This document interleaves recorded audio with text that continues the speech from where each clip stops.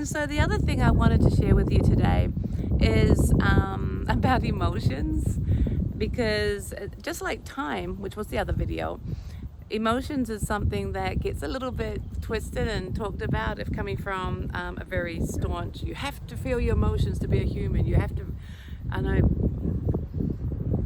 what's that word? There's like healing terminology right now to get through your trauma and make sure you're not desensitized or else you're in denial, all that kind of stuff.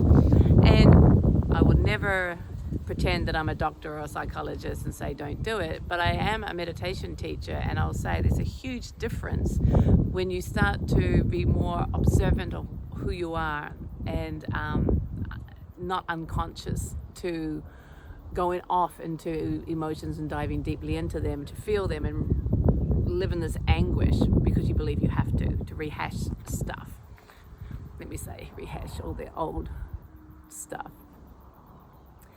And yet I think a lot of people are told to do that or are trained to do it or just do it. And I'm here to say no, there's another way, and it doesn't have to be anguishing. When you are simply present and you can just observe, and that's what meditation teaches us. And when you're doing that, if there's emotion or energy, there's a different relationship to it. It's not denial and it's not pushing it away. It's not suppression, it's not disassociation, it's none of that stuff. If you're experiencing it as disassociation or freeze, well then you need to look at that and take the necessary steps by all means, do what you need to do to heal that. But just in general, when emotion moves and something gets triggered and you're just angry, when something gets triggered and you're sad, when something gets triggered, typically then, when you just look at what's going on, you're thinking. You're caught up in the story and you're feeding the story through your opinions of right or wrong. And rehashing and trying to change something or get a different outcome, or poor me, all that jazz. So if you investigate that first, you'll see that there's the story. And that story is holding it and creating the emotion. Holding the emotion and creating more emotion. So it's continuing to keep it in place. So what I'm saying is, if you simply then choose to observe that, then there's me, the observer, and that of the emotion or of the story. And in that alone, you're creating space because it's now objective. And in it being objective to you, you now have that space and that freedom to make another choice, to rest either into this moment or to do whatever you want to do to create a little bit more happiness. Maybe you want to praise something, maybe you want to see something beautiful, maybe you want to laugh at something. And what happens then is the energy shifts.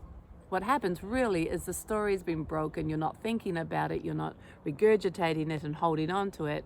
And so then that pattern has broken, and then the release happens and the energy either shifts or changes its name. So you might still have energy, but now it could be called a release, and so there's tears, or you laugh and so that there's laughter. But that's a release in some sort of way. And the body usually responds by, the color changes and stuff. Even some coughing could happen. So there's a release that happens. And what I would say is, by practicing this and continuing to be really aware of not being the emotion, you can have anger, but you're not angry. You can be aware of sadness, but you are not sad. There's sadness there. There's emotion there.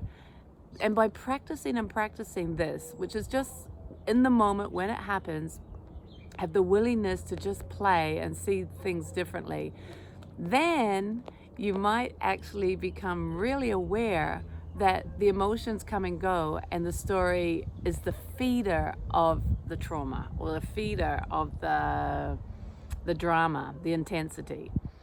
And so if you can break the story by becoming more present, then there's a flow, there's a release. And so then you're not ruled by those emotions. You're not, that story's not owning you and taking you. You can get out of the sadness. You can get out of the depression. You can look at your anger. You can laugh at who you were being a minute ago. You can see that it's not a big deal. Dare I say that? But it's really cool because there's hope. There's hope, there's freedom, there's transformation, there's growth, there's a greater awareness of who you are, there's a greater, bigger picture of how it's all unfolding and what you're learning. You know, you're not this victim to it all or caught up in this pressure pot. And it's absolute freedom to know that. So I would highly recommend you play with this and commit to it for a week or so. That any emotion that you're feeling, whether strong or little, is play with being the watcher of it. Play with it being there, but you're not it. And how do you do that? You have to be able to make it an object and you the awareness, the observer. Meditation teaches you that easily. This meditation teaches you it easily. And so if you don't know this meditation, well then play with being present and see what you can do with that. It's amazing. It's freedom right there, actually.